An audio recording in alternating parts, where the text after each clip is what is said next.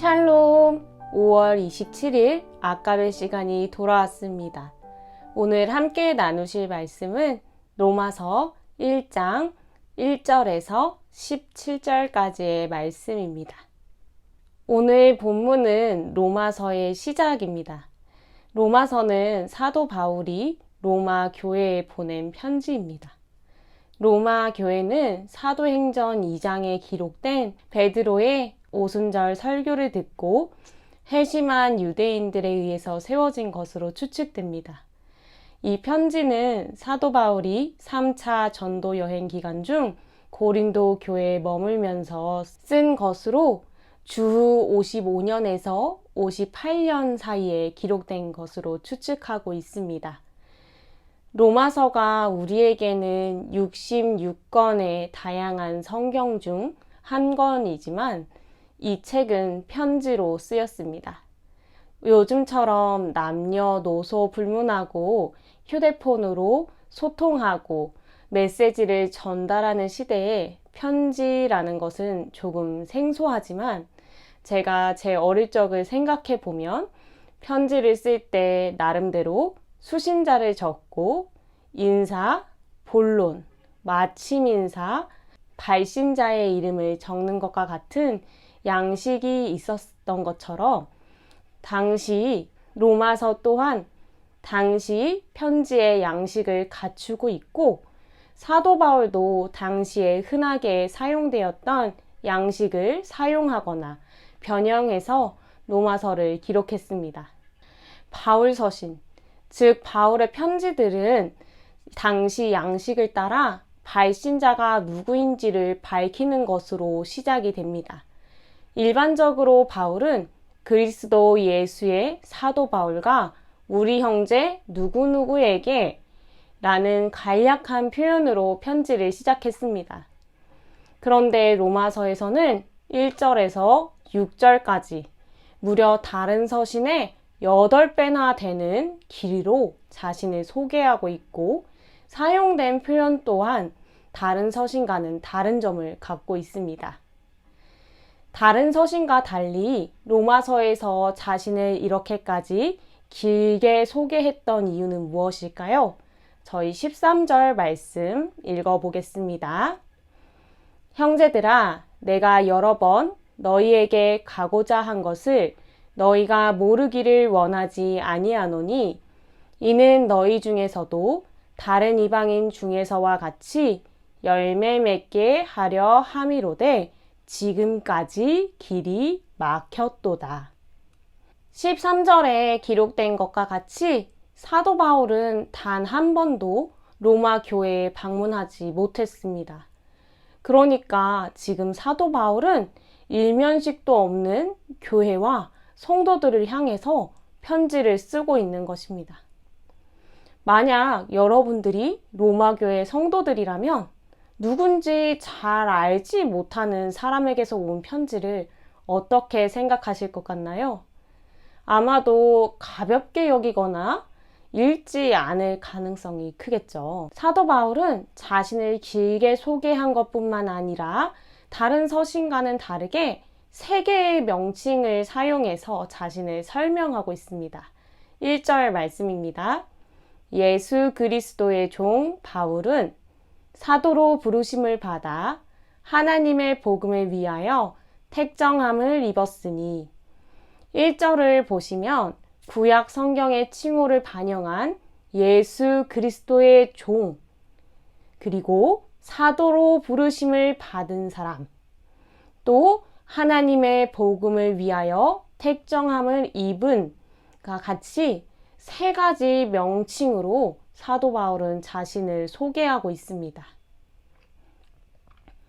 이 3가지 명칭의 공통된 특징은 자신이 사도의 직분을 맡고 복음을 전하는 사명을 하는 것이 자의에 의한 것이 아니라 하나님에 의한 것임을 반복해서 이야기하고 있습니다. 3절과 4절 말씀도 읽어드리겠습니다.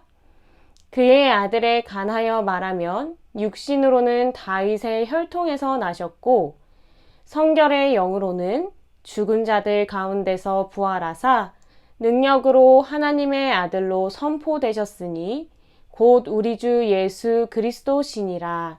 아멘. 3절과 4절 말씀은 당시 통용되었던 신앙 고백의 일부입니다.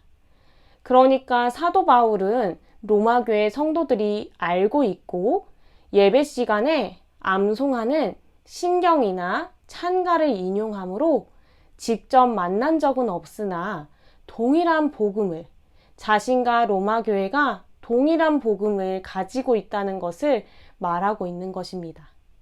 정리하자면 사도 바울은 긴 발신자 소개를 통해서 로마교회와의 친밀한 관계를 형성하고 자신이 하나님에 의해 부름받았음을 강조하므로 자기 자신을 구약의 선지자들의 전통 안에서 하나님께서 복음을 전하도록 신적으로 임명받은 사람으로 소개하고 있습니다.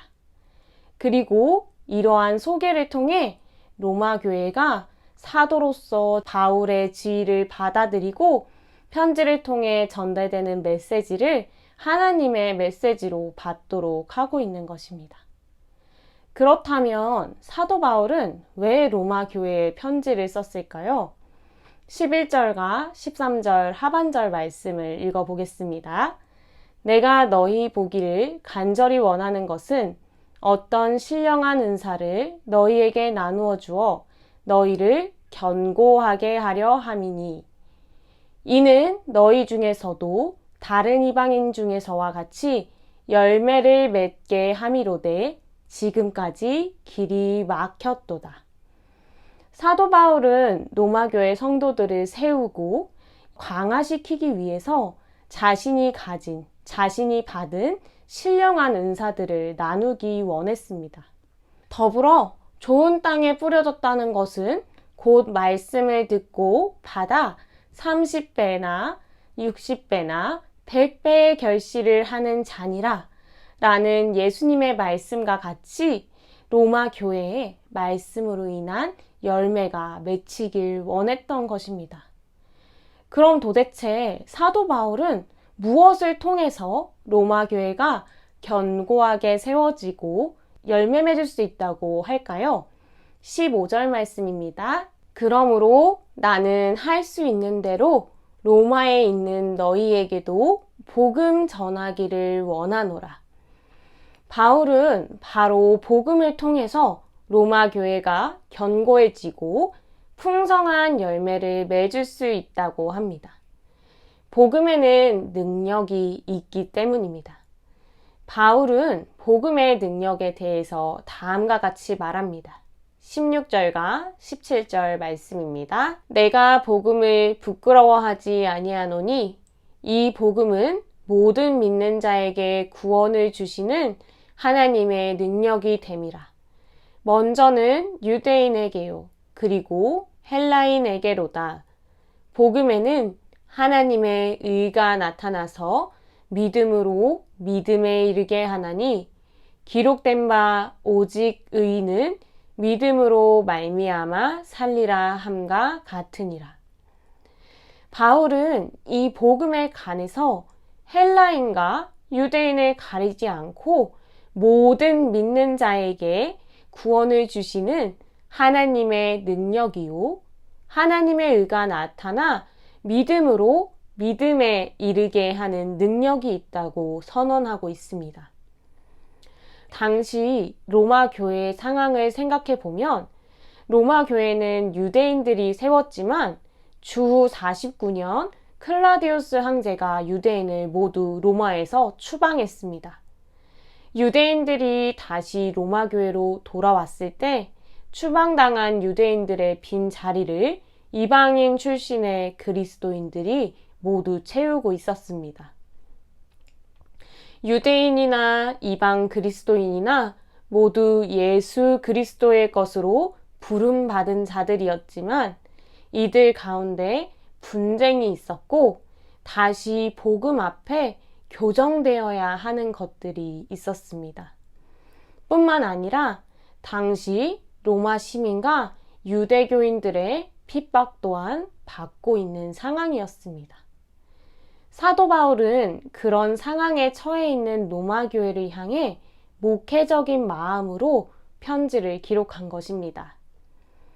저는 오늘 말씀을 묵상하면서 사도 바울이 어떻게 이렇게 할 수 있었을까? 라는 생각을 참 많이 했습니다. 많이들 아시다시피 사도 바울은 계속해서 바쁘게 사역했고 표대를 향해 전력 질주했습니다. 복음을 힘써 전하는 만큼 고난과 역경이 그의 사역에 그림자처럼 늘 따라 붙었습니다. 대부분의 사람들이라면 아마 자기 앞가림하기도 급급할 것입니다. 다른 사람들을 돌볼 여력, 심지어 얼굴조차 한 번도 보지 못한 이들까지 챙기는 것은 말도 안 되는, 할 수 없는 일이라고 생각할 것입니다.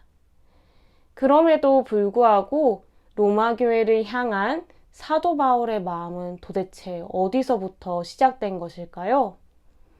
14절과 15절 말씀입니다.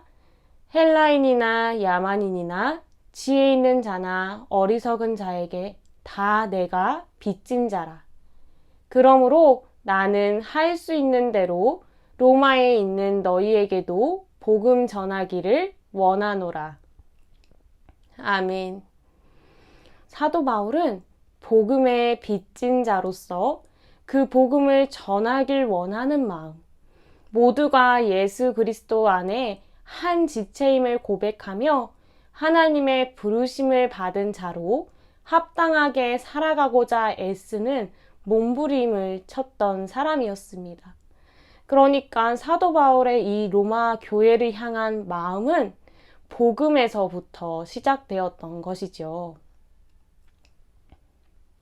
저희가 6월 한 달 동안 로마서를 함께 묵상해 나가면서 복음의 빚진 자로서 또 부르심을 받은 자로서 합당한 삶이 무엇인지 함께 고민하길 원합니다.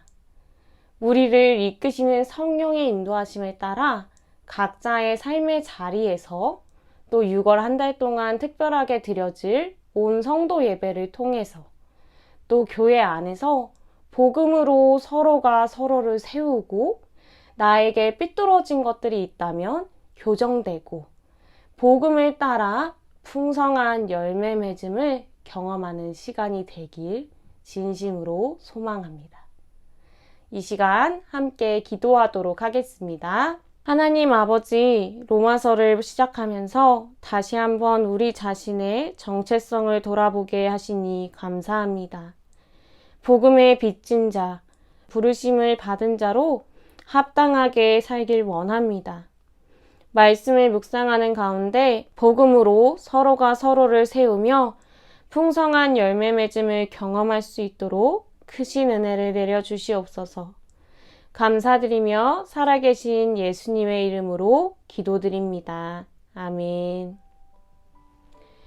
오늘도 말씀으로 승리하시는 하루 되시길 소망합니다.